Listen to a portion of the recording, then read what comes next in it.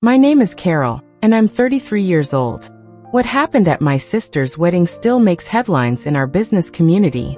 Picture this: 250 guests in a grand ballroom. My mother's hand connected with my face so hard that my diamond earring flew across the marble floor. The reason? I refused to hand over the keys to my $3 million penthouse right there during the reception speeches. But here's what nobody expected. When the CEO of one of the city's largest investment firms walked through those ballroom doors an hour later, my mother's scream could be heard 3 floors up. The man who entered wasn't just any CEO. He controlled 40% of my father's company, and he had something very specific to say about what he had just witnessed on a live stream. Before we dive into this story, please take a moment to like and subscribe, but only if you genuinely enjoy stories about standing your ground. Where are you watching from? Drop your location and local time in the comments below. Let me take you back to that morning when I thought I was just attending my little sister's perfect wedding. I arrived at the Grand View Hotel at 9 a.m., 2 hours before the ceremony. The ballroom looked stunning, white roses and gold accents everywhere. Exactly what Sophia had dreamed about since we were kids. I'd contributed $40,000 to make this day perfect for her, though nobody would ever mention that. "Madison, finally," my mother said, looking me up and down. "That dress. Couldn't you have chosen something more feminine? You look like you're heading to a board meeting, not your sister's wedding." I smoothed down my navy silk dress. It was elegant, appropriate, and yes, probably something I'd wear to the office. "Good morning to you too, Mom. Sophia looks absolutely radiant in her gown," she continued, not even acknowledging my greeting. "A proper bride. You should see how she glows." The comparison wasn't new. For 33 years, I'd been the daughter who was too ambitious, too independent, too masculine in my choices. Sophia was the princess. Sweet, traditional, everything our parents wanted in a daughter. "Madison, can you check the seating arrangements?" Dad called out. "But don't reorganize everything like you always do." I bit my tongue. The seating chart was a disaster, with divorced couples placed together and business rivals at the same table. But pointing that out would just make me the difficult one again. What they didn't know, what I'd never told them, was that I wasn't just some middle manager at a random company. I was vice president of development at Hayes Capital, overseeing our entire Asia-Pacific expansion. But in this family, that achievement would somehow become another failing. Too career-focused, too independent, too much like the son they never had. "Of course, Dad," I said, keeping my voice level. "I'll make sure everything's perfect for Sophia." "Family comes first, Madison," Dad said, appearing beside me as I adjusted a crooked centerpiece. "You'll understand that when you have your own family, if you ever settle down, that is." The jab was subtle but clear. At 32, my unmarried status was apparently a bigger failure than any professional success could overcome. "Richard, leave her alone," Aunt Patricia said, though her tone suggested amusement rather than defense. "Not everyone can be as lucky as Sophia, finding true love so young." I focused on the centerpiece, letting their words wash over me. Around us, relatives whispered their own assessments. Still no ring on Madison's finger. All that time in the city, you'd think she'd have met someone. Poor Carol. At least she has Sophia giving her grandchildren soon. My cousin Derek smirked from across the room. "Hey, Madison, maybe if you spent less time in boardrooms and more time in normal rooms, you'd have a +1 today." Laughter rippled through our relatives. I wanted to tell them about the 3 men I dated this year, who couldn't handle dating someone more successful than them. I wanted to mention that being single was a choice, not a failure. But what was the point? "She's just very particular," Mom explained to anyone listening. "Always has been, too picky for her own good." I straightened another centerpiece, my hands steady despite the familiar sting of their dismissal. They had no idea who I really was, and maybe that was for the best. "So, Madison," Aunt Sally chirped during the pre-ceremony mingling, "how's that little apartment of yours in the city? Must be cozy." "It's a penthouse, actually," I corrected quietly. The group around us burst into laughter. Sally wiped tears from her eyes. "A penthouse? Oh, Madison, you and your big city dreams." "She likes to exaggerate," Sophia chimed in, gliding over in her wedding dress. Last year, she said she was buying a Tesla. Can you imagine? I did buy a Tesla. It was parked outside, but I just smiled. Madison's always been ambitious. Mom said in that tone that made ambition sound like a character flaw. Too ambitious, really. There's nothing wrong with a modest apartment, Uncle Tom added patronizingly. Not everyone can afford luxury. No shame in that, kiddo. My phone buzzed with a notification from my building's concierge about tomorrow's delivery to my 4,500 square foot penthouse on the 45th floor. The one with floor-to-ceiling windows overlooking the entire city. The one I'd paid for in cash after closing the Singapore deal. I could have shown them the photos, could have pulled up the virtual tour I had saved, could have mentioned the feature in Architectural Digest last month. But what would that prove? That I needed their validation. You're right, Uncle Tom, I said instead. There's no shame in living within your means. Sophia laughed, that tinkling sound she'd perfected. See, Madison's learning to be more realistic. The irony was almost poetic.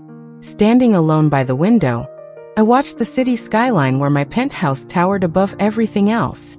10 years. That's how long it had taken to build my career from entry-level analyst to VP. 10 years of 80-hour weeks, red-eye flights, and deals that made headlines in the Financial Times. That penthouse wasn't just property. It was proof. Proof that the girl they dismissed had made it. Proof that I didn't need their approval or their money or their connections. Every square foot was paid for with my own success. If I gave it to Sophia, just handed over the keys like some party favor, what would that make me? The perpetual backup plan, the family ATM who existed only to supplement their golden child's happiness. I thought about the nights I'd fallen asleep at my desk working on proposals that would eventually net millions for the company. The promotions I'd earned while they were planning Sophia's engagement parties. The respect I commanded in boardrooms across 3 continents. None of that mattered here. To them, I was just Madison. Too masculine, too career-focused, too difficult. And if I gave in now, if I surrendered the one thing that symbolized my independence, I'd be confirming everything they believed about my place in this family. My phone screen lit up with a photo from my assistant. The view from my penthouse this morning. Sun rising over the city, golden light flooding through those massive windows. She'd added a caption. Your sanctuary awaits your return, boss. Sanctuary. That's exactly what it was. The one place where I wasn't someone's disappointing daughter or overshadowed sister. Where I was simply Carol, the woman who'd built something extraordinary entirely on her own. I couldn't give that up. Not even for family peace. Our Sophia. I heard Mom telling a group of guests, her voice carrying across the ballroom. She's everything a mother could want. So graceful, so caring. Did you know she volunteers at the Children's Hospital? And now she'll be such a wonderful wife. The guests cooed appropriately. Mom stood there glowing with pride, listing Sophia's accomplishments. Her teaching degree, her perfect engagement, her charity work. Not once did my name cross her lips. I'd transferred $40,000 to their account 3 months ago when Dad mentioned the wedding was getting expensive. I'd used my connections to get Sophia's wedding featured in the city's most prestigious bridal magazine. I'd even arranged for their honeymoon suite upgrade through my hotel points. Invisible. That's what I was. The family ghost who materialized only when they needed something. Such a beautiful family, someone said. You must be so proud of your daughter. Oh, we are, Dad replied, his arm around Mom. Sophia's made us so happy. Daughter, singular, as if they only had one. I turned away, but then I heard it. Dad's voice lowered, but not enough. After the toast, he whispered to Mom, we'll make the announcement about the penthouse. You're sure Madison will agree? Mom whispered back. She won't have a choice. Not in front of everyone. She's too proud to make a scene at her sister's wedding. My blood chilled. They'd planned this. It wasn't a spontaneous gesture of generosity. It was an ambush designed to corner me using social pressure and familial obligation. Besides, Mom added, what does she need a penthouse for? It's not like she has a family to fill it. The casual cruelty of it knocked the breath from my lungs, but it also crystallized something. I wasn't going to play their game. If you've ever felt invisible in your own family, like your achievements don't matter unless they fit someone else's narrative, Type, "I see you" in the comments below. I see you, and your success matters, even if they don't acknowledge it. What's coming next is the moment everything changed, when private family dynamics exploded into public humiliation. Don't forget to subscribe and hit the notification bell for more stories about setting boundaries and choosing self-respect over family approval. Also, let me know where you're watching from. I love connecting with people who understand that sometimes the hardest battles are with the people who should support us most. The reception was in full swing when Dad stood up, tapping a champagne glass with a spoon. The band stopped playing. 200 guests turned their attention to him. "Before we continue celebrating," he began, his voice booming through the microphone, "Carol and I want to give Sophia and Brian something special." My stomach dropped. They were really doing this. "As you all know, family means everything to us," Dad continued, smiling at the crowd. "And there's nothing we wouldn't do for our children's happiness." Children's plural. But his eyes were fixed on Sophia. "That's why we're thrilled to announce that Madison has graciously agreed to give Sophia her city penthouse as a wedding gift." The room erupted in applause. Sophia pressed her hands to her chest in practiced surprise, though the slight smile playing at her lips told me she'd known all along. Brian wrapped his arm around her, grinning. "Oh my God, Madison," Sophia gushed into her own microphone. "Are you serious? The penthouse?"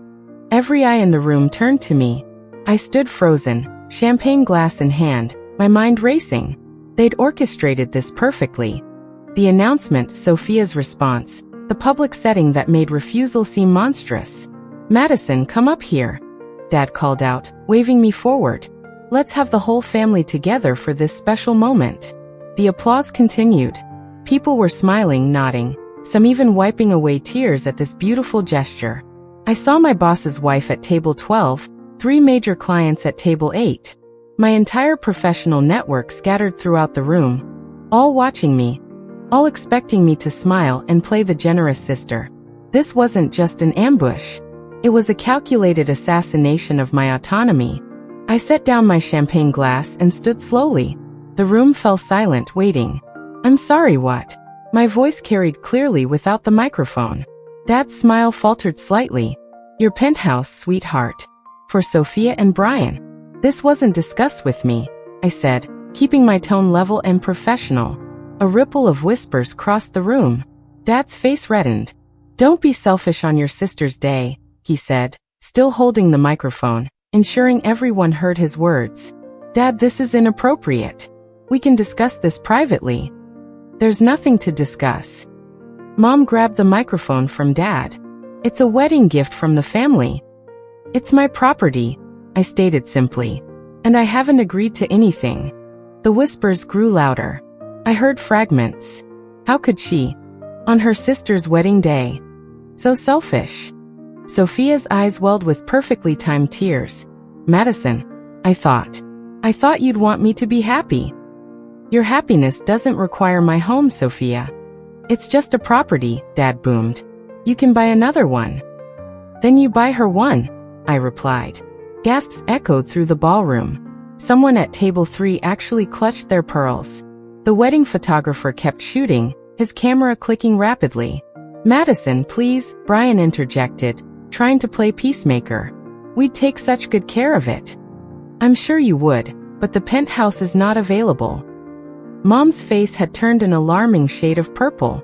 Dad looked like he might have a stroke.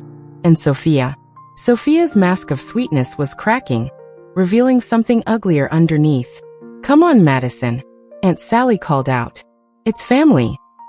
"You don't even have a family to fill it," Uncle Tom added. "Sophia needs it more. She's getting married, starting a life." Someone else chimed in.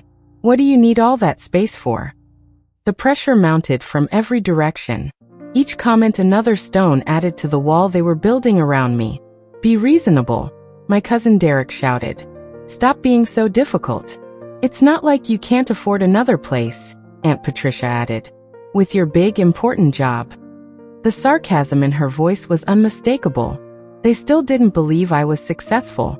Even now, they thought the penthouse was some kind of fluke or exaggeration. "That's generous of you to assume," I said, my voice steady despite the hurricane inside me. But my financial situation isn't up for public discussion. Everything's about money with you. Mom spat into the microphone. Your sister's happiness should matter more than property. If Sophia's happiness depends on taking what's mine, perhaps we should examine that. More gasps. Someone at the back actually booed. The photographer was still shooting, his flash creating a strobe effect across the scene.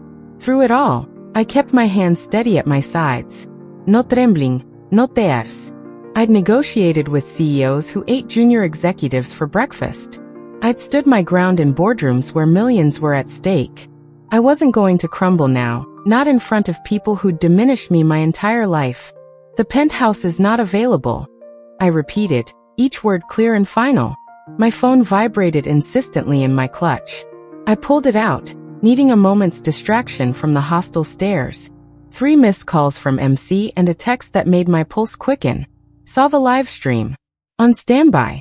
Live stream. I glanced around and spotted Brian's younger brother. Phone propped up on table 6, streaming the entire reception to Facebook Live. The red live indicator blinked mockingly. How many people were watching this disaster unfold in real time? Another text from MC, your call. Say the word. Marcus Chun, my mentor, my boss, and coincidentally, the man who owned 40% of my father's company. Though Dad had no idea his silent partner and his daughter's CEO were the same person. We'd kept that information compartmentalized for exactly this kind of situation. Madison, put the phone away, Mom snapped. This is family time. Apparently, it's also public entertainment, I said, nodding toward the live stream setup. Your son-in-law's family is broadcasting this to the internet. Brian's brother quickly grabbed his phone, but the damage was done. Who knew how many people had already seen my parents trying to publicly coerce me into surrendering my home? Wait for my signal, I texted back to Marcus, then slipped my phone back into my clutch. So dramatic, Sophia sighed into the microphone, playing the victim perfectly. All this fuss over a piece of property. I thought my sister loved me enough to want to help start my marriage off right. The crowd ate it up. Poor Sophia, rejected by her cold, selfish sister. But I noticed something. Dad kept checking his phone too, his face growing paler with each glance. The live stream had consequences he hadn't anticipated. Your wedding is trending, by the way, I told Sophia quietly. Congratulations. Standing there surrounded by judgment, a memory surfaced from 6 months ago. Marcus had insisted on adding an unusual clause to my penthouse purchase agreement. Trust me, he'd said, reviewing the papers. You want protection against third-party interference, especially coercion from family members. I'd laughed it off then. My family was difficult, not dangerous. But Marcus, who'd built an empire from nothing, knew better. If anyone tries to force you to transfer ownership under duress, he'd explained, this clause activates. The company retains right of first refusal and can intervene to protect the asset, and you. The penthouse had originally been a corporate property transferred to me as part of my compensation package. The paper trail was impeccable, the ownership legitimate, but that clause 15.3, I remembered, gave Hayes Capital legal standing to intervene if someone tried to force me to surrender it. It wasn't just about property law. It was about protecting executives from exactly this kind of manipulation. Marcus had seen too many successful women pressured into giving up their assets to family members who felt entitled to their success. Madison's always been stubborn, Dad was saying to the crowd, trying to salvage the situation. But family comes first. She knows that. Family doesn't ambush each other, I said quietly. But my voice carried. The room went silent again. Even the waitstaff had stopped moving, trays balanced in their hands, watching this train wreck unfold. I thought about the documents sitting in Marcus' office safe. The ones that detailed not just the penthouse ownership, but the entire financial structure of Hayes Capital. The ones that would be very interesting to my father if he knew his daughter was essentially his business partner's right hand. Thank God for that clause Marcus insisted on. Mom descended from the head table like an avenging angel, her beaded gown catching the light as she stormed across the dance floor. She still clutched the microphone, her knuckles white around it. Carol. Her voice boomed through the speakers. You will not ruin this day. You will not embarrass this family. I'm not the one creating a scene, Mother. We raised you better than this. She was 3 feet away now, close enough that I could see the vein throbbing in her temple. We gave you everything. You gave Sophia everything, I corrected. I earned what I have. You ungrateful, she caught herself, remembering the audience. Then, with forced sweetness that fooled no one. Sweetheart, just give your sister the keys. It's such a small thing. No. The word hung between us like a challenge. Mom's face cycled through emotions. Disbelief, rage, humiliation. The entire ballroom held its breath. You will do this, she hissed, momentarily lowering the microphone. Or so help me. Or what? I asked, genuinely curious what threat she thought would work. She raised the microphone again. Everyone, my daughter seems to have forgotten what family means. Perhaps you can help remind her. The crowd stirred uncomfortably. Some people called out support for Sophia, but others had gone quiet. Sensing this had crossed a line. Give your sister the keys. Mom's voice had dropped to a dangerous whisper that the microphone still caught. Now. No. You selfish, ungrateful girl. The words exploded from her. After everything we've done, everything we've sacrificed, you can't do this one thing. You're a disgrace to this family. She was close enough now that I could smell her perfume. The same suffocating floral scent from my childhood. Close enough to see years of resentment burning in her eyes. The slap came without warning. Mom's hand connected with my cheek with such force that my head snapped to the side. The crack echoed through the ballroom's perfect acoustics, amplified by the microphone she still held. My diamond earring, a gift to myself after closing the Singapore deal, flew off, arcing through the air in what seemed like slow motion before hitting the marble floor with a delicate ping. 200 guests gasped in unison. Then silence. Complete, absolute silence. The kind that makes your ears ring. The kind that makes every heartbeat sound like thunder. I stood perfectly still, my cheek burning, feeling the heat spread across my face. The photographer's camera had stopped clicking. The waitstaff stood frozen. Even the children at table 15 had gone quiet. Mom's hand remained suspended in the air, as if she couldn't quite believe what she'd done. The microphone in her other hand picked up her ragged breathing. I could see everything reflected in the mirrored walls. My reddening cheek, Mom's shocked face, Dad half standing from his chair, Sophia with her hands pressed to her mouth in what might have been genuine surprise. Brian's brother had his phone up again, capturing everything. The earring lay on the white marble, its diamonds catching the chandelier light maybe 10 feet away. Such a small thing, but somehow it felt like the most important object in the room. I didn't move, didn't speak, didn't even bring my hand to my burning cheek. I just stood there, letting the silence say everything that needed to be said. Slowly, deliberately, I walked to where my earring lay on the marble floor. My heels clicked in the silence, each step echoing through the ballroom. I bent down, picked up the earring, and carefully put it back on. The simple action took maybe 30 seconds. It felt like 30 years.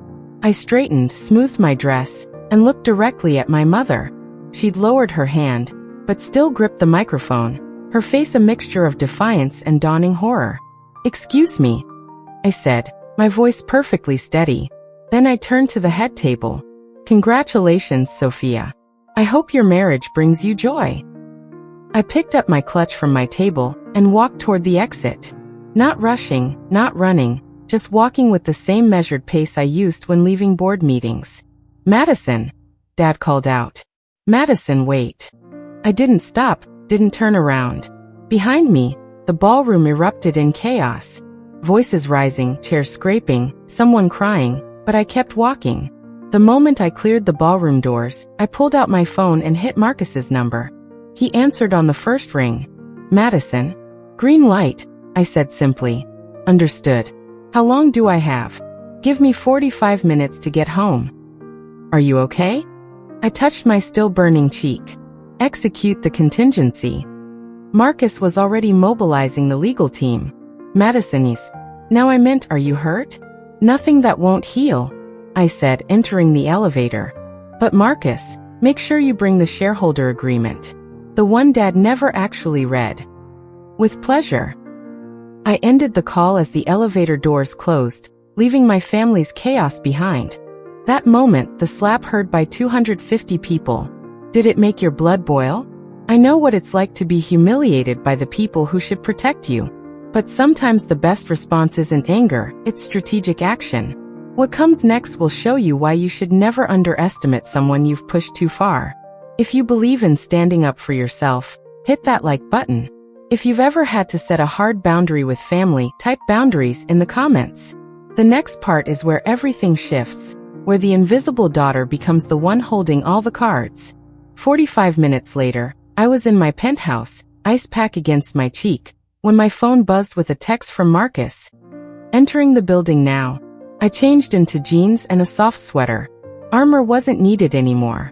The battle was already won. They just didn't know it yet. My phone lit up with notifications. Brian's brother's live stream had been shared over 500 times. The slap was already a gif. But I didn't care about internet fame. I cared about what was happening in that ballroom right now. Marcus texted again, walking in. Richard just saw me. I could picture it perfectly. Marcus Chun in his $10,000 Armani suit walking into that ballroom with his signature confidence. 2 lawyers flanking him, briefcases in hand. The same Marcus Chun whose name appeared in Forbes. The same one my father had been desperately trying to schedule a meeting with for 6 months. Another text. His face just went white. Then your mother is screaming. I walked to my floor-to-ceiling windows, looking out at the city lights. Somewhere down there in that grand ballroom, my family was learning a lesson about consequences. My phone rang. Unknown number. Hello. Madison. It was Brian's brother, whispering. You need to see this. Your dad looks like he's about to pass out. This Chinese guy in a suit just said your name, and something about partnership agreements. Your mom literally screamed when she saw him. Who is this guy? Someone who believes in protecting his investments, I said. Your dad keeps saying Mr. Chun over and over. Is this the Chun? The one who owns? I have to go, I said, ending the call. The city sparkled below, peaceful and oblivious. But in that ballroom, an empire was shifting. My phone rang again. This time it was Marcus. You're on speaker, he said. I'm here with your parents and their guests. I could hear the ballroom's stunned silence in the background. Richard. Marcus's voice carried that CEO authority that made board members squirm. I need to clarify something for everyone present. Carol is not just some employee at my company. She's our vice president of development, managing our entire Asia-Pacific expansion. I heard collective gasps through the phone. That's impossible. My father's voice weak and confused. The Singapore deal that netted us $40 million? Madison led that. The Tokyo office that's now our most profitable branch? Madison built that from the ground up. The partnership with Samsung that your company desperately wanted a piece of? Madison negotiated every detail. You're lying. Mom's voice shrill and desperate. Mrs. Hayes, your daughter is one of the most valuable executives in this city. The penthouse you tried to take? It was part of her executive compensation package. A package that, I should mention, includes certain protections. What protections? Dad asked. The ones that activate when someone attempts to coerce her into surrendering corporate assets, which, according to the live stream that's now been viewed 20,000 times, is exactly what happened here tonight. 20,000 in less than an hour. Furthermore, Marcus continued, as someone who owns 40% of your company, Richard, I'm deeply concerned about the judgment you've displayed tonight. Publicly attempting to steal from your own daughter. Allowing your wife to assault her. This raises serious questions about your leadership. You can't. This is family business, Dad sputtered. The moment you made it public, you made it my business. Madison, are you still there? I'm here, I said clearly. Would you like to press charges for assault? The ballroom held its breath. Let me explain something. Marcus's voice continued through the speaker. That live stream shows clear assault and attempted coercion. This triggers Clause 15.3 of our shareholder agreement. Richard, the one about moral turpitude and conduct unbecoming of leadership. What are you talking about? Dad's voice cracked. Page 47 of the agreement you signed 5 years ago. I can call an emergency board meeting within 24 hours. Given that I control 40% and the Jensen Trust controls another 15, they're very interested in this situation. By the way, you do the math. I could hear papers rustling. Marcus was laying out documents on the head table. This is extortion. Mom shrieked. No, Mrs. Hayes. Extortion was demanding your daughter's property in front of 200 witnesses. This is consequence management. Madison. Dad's voice came through, pleading now. Tell him to stop. This is going too far. Too far. I finally spoke. Like slapping your daughter at a wedding wasn't too far? You can't destroy our family business over this. I'm not destroying anything, I said calmly. I'm protecting my assets and my dignity. Marcus is protecting his investment. If your behavior threatens that investment, that's on you. The video is everywhere, someone whispered in the background. It's on Twitter, Facebook. The local news picked it up. Here's what's going to happen, Marcus announced. Richard, you have 48 hours to issue a public apology to Madison. A real one, not some PR nonsense. You'll acknowledge her professional achievements and her right to her own property. Carol, you'll do the same, and you'll stay away from Madison permanently. Or what? Mom demanded. Or I exercise my options as a major shareholder. Your company needs my capital for the expansion project. Without it, you're looking at bankruptcy within 6 months. This is my daughter's wedding. Mom's voice had reached hysteria. You can't do this here. You're right, Marcus said smoothly. This isn't the time or place, which is why I'm giving you 48 hours to make this right. Madison's penthouse remains hers, untouched, uncontested. Any attempt to manipulate, guilt, or coerce her will result in immediate legal action. She's our daughter, Dad protested. Then treat her like one. Marcus shot back. Not like an ATM or a resource to be pillaged for your favorite child. I heard Sophia sobbing dramatically. This is supposed to be my special day. It still is, Marcus replied. I'm leaving now. But these documents stay with you, Richard. Read them, understand them, and remember, Madison isn't alone. She has the full weight of Hayes Capital behind her. Madison. Sophia's voice came through, trembling with tears. How could you do this to me? I didn't do anything to you, Sophia. I simply refused to give you my home. Everything else, the public announcement, the pressure, the slap, that was Mom and Dad's choice. But the penthouse is mine. Bought with my money, earned through my work. If you want a penthouse, I suggest you earn one. You're so cruel. No, I'm just done being your family's sacrifice. I heard movement, chairs scraping, people murmuring, then Marcus's voice, closer to the phone now. Madison, the papers are served. Your parents know their options. The ball is in their court. Thank you, Marcus. I'm sorry it came to this. So am I. The wedding photographer got everything, by the way. He's already sent us the high-resolution shots, just in case we need them for legal purposes. Dad's groan was audible through the phone. 48 hours, Richard. Marcus said one final time. Public apology or I call the board. Madison, I'll see you Monday. The line went dead. I stood in my penthouse, looking out at the city, finally able to breathe. My cheeks still stung, but something else had lifted. 32 years of weight I hadn't realized I'd been carrying. Within 2 hours, my phone was exploding with messages. The video had gone beyond viral. It was everywhere. Entitled Parents Demand Daughter's $2 million Penthouse at Wedding was trending on 3 platforms. Sophia called 15 times. I didn't answer. Mom texted, "You've ruined everything. Your sister's wedding is destroyed. Guests are leaving. Are you happy now?" Dad's message was different. "We need to talk, please." But the most interesting messages came from unexpected sources. 3 of Dad's biggest clients had seen the video. "Richard, I'm concerned about what I just witnessed. We need to discuss our contract." Jim Patterson, Patterson Industries. "This is deeply troubling behavior. My wife is insisting we reconsider our partnership." David Kim, Kim Electronics.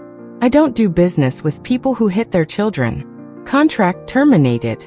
Sarah Williams, Williams Logistics. "That last one was a $3 million annual contract. Gone." Brian's family group chat. which I'd been added to months ago, was in chaos. His mother, "We're leaving. This is disgraceful." His father, "The wedding is off until we understand what kind of family we're joining." The wedding was falling apart, and I wasn't even there. Marcus texted privately, "Your father just called. He's panicking about the clients. 3 more have reached out with concerns." Then the most satisfying message of all, from someone who'd recorded everything. "Your mom fainted when she realized the CEO of Hayes Capital was your boss." Like actually fainted. They had to call paramedics. I poured myself a glass of wine from the bottle I'd been saving for a special occasion. If standing up for myself wasn't special, what was? My assistant texted, "Boss, you're trending." Also, 5 headhunters have already called asking if you're looking for new opportunities. Apparently, standing up to toxic family is very in right now. I actually laughed, for the first time in days. By Monday morning, the business community had chosen sides, and it wasn't even close. The video had been shared in every major business network in the city. The narrative was clear. Successful daughter refuses to be bullied by entitled parents. CEO steps in to protect valuable executive from family exploitation. Dad's company lost 6 contracts in total. The expansion he'd been planning for 2 years was dead in the water. Without Marcus's capital, and with the client exodus, he'd have to downsize. Sophia's honeymoon to Bali was canceled. Not by her, by Brian's family. They wanted to reassess the relationship dynamics before moving forward. The wedding gifts were being returned, but the most unexpected consequence came from my own company. Marcus called me into his office Monday afternoon. "The board wants to promote you," he said without preamble. "Senior VP of Global Operations. The Asia-Pacific success, combined with how you handled the situation. They're impressed." I got slapped at a wedding. That impressed them. You stood your ground against massive social pressure. You protected company assets. You maintained composure under extreme duress. That's exactly the kind of leadership we need. And the fact that I had to intervene shows you know when to leverage your resources. Madison, I've seen a lot of executives crumble under family pressure. You didn't just stand firm, you won. The promotion came with a 40% raise in stock options, enough to buy another penthouse if I wanted. Not that I needed another one. The one I had was perfect, a symbol of everything I'd achieved without my family's help or approval. I donated the raise bonus to a women's shelter that helped abuse victims leave toxic situations. It felt like the right thing to do. Dad's public apology came exactly 47 hours after Marcus's ultimatum. It was stiff, clearly written by lawyers, but it did the job. I apologized to my daughter Madison for my inappropriate behavior at the recent family event. I acknowledge her professional achievements and her right to her own property. This matter is now closed. Mom refused to apologize. She went on a social media rant instead, calling me ungrateful, selfish, and corrupted by corporate culture. The rant was screenshot and shared thousands of times, usually with comments like, "I see where the problem started," and "narcissist mother spotted." Sophia texted me a week later, "You ruined my life. Brian's family is making us go to counseling before they'll agree to the marriage. They think my family is toxic." "They're not wrong," I replied. "I hate you." "I know." The extended family split into camps. Some sided with my parents, saying family should come first. Others reached out privately, sharing their own stories of being the scapegoat, the ATM, the one who was never good enough. Cousin Derek messaged, "I'm sorry for what I said. I didn't know they treated you like that all the time. Aunt Patricia, your mother is my sister, but she was wrong. I'm proud of you for standing up." But the most surprising message came from Brian. "I didn't know about the penthouse ambush. I would have stopped it. Sophia needs to grow up, and maybe this is the wake-up call she needs. I'm sorry about your mom hitting you. That was assault, plain and simple. At least someone in that family had sense." I changed the locks on my penthouse the next day. Building security was given a list of people who were permanently banned from the property. My parents' names were at the top. The doorman, James, who'd known me for 3 years, pulled me aside. "Miss Hayes, I saw the video. Good for you. My daughter went through something similar. Family isn't always family, you know." I knew. I blocked my immediate family on all social media platforms. No dramatic announcement, no explanation, just quiet removal of their access to my life. My work became my focus. The promotion meant managing teams across 12 countries. I threw myself into it, building something meaningful without the weight of family expectations. Marcus became more than a boss. He became the mentor my father never was. "You know," he said over coffee one morning, "the best revenge is a life well lived without them." 3 months later, I got a text from an unknown number. It was a photo of Sophia's wedding gift, the one I'd sent after everything calmed down. A certificate for 6 months of family therapy sessions. "This is insulting," the message read. "It's necessary," I replied, then blocked that number too. My penthouse became what it was always meant to be. A sanctuary, a place where no one could demand, belittle, or diminish me. The floor-to-ceiling windows that looked out over the city reminded me daily that I'd built something they couldn't take away. Not for lack of trying, though. 6 months later, the dust had settled into a new reality. I was thriving. The senior VP position had led to a feature in Forbes 40 Under 40. The article mentioned nothing about the wedding incident, focusing instead on my innovative approaches to Asian market expansion. Dad's company had stabilized but never recovered its previous standing. He'd aged 10 years in 6 months. Through mutual business contacts, I heard he'd started therapy. Too little, too late, but at least it was something. Mom doubled down on her victim narrative, telling anyone who'd listen about her ungrateful daughter, who chose money over family. Most people had seen the video. They knew better. Sophia's marriage to Brian lasted exactly 4 months. The counseling had revealed deeper issues. Entitlement, inability to take responsibility, expecting others to provide for her. Brian's family had been right to be concerned. The divorce was quiet but final. She texted me once. "I hope you're happy. You got what you wanted." "I got what I earned," I replied. "There's a difference." The family I found at Hayes Capital became my real family. We celebrated wins together, supported each other through challenges, and never once did anyone demand I sacrifice my success for their comfort. Marcus and his wife invited me to their family dinners. His daughters, both in college, looked up to me. "You're proof we don't have to shrink ourselves for anyone," the older one said. That was worth more than any approval my birth family could have given. So here's what I learned from that disaster of a wedding. Blood doesn't make you family. Respect does. Success isn't something you owe to people who never supported your journey. And sometimes the most powerful thing you can say to toxic family is nothing at all. My penthouse remains mine. Every morning I watch the sunrise through those floor-to-ceiling windows, coffee in hand, grateful for the peace I fought to protect. It's not just property. It's proof that I chose myself when everyone expected me to choose them. If you're struggling with family who demand more than they give, who take credit for successes they didn't support, who expect you to light yourself on fire to keep them warm, know this. Your boundaries matter. Your success is yours. Your peace is worth more than their approval. You don't owe anyone your hard-earned achievements just because you share DNA. You don't have to accept disrespect in the name of family harmony. And you certainly don't have to tolerate abuse, whether it's physical like that slap or emotional like years of being treated as less than. The price of my freedom was high. I lost my birth family, but what I gained was worth it. Self-respect, genuine relationships, and a life built on my terms. Your story might be different, but the principle remains. You deserve to be celebrated, not tolerated.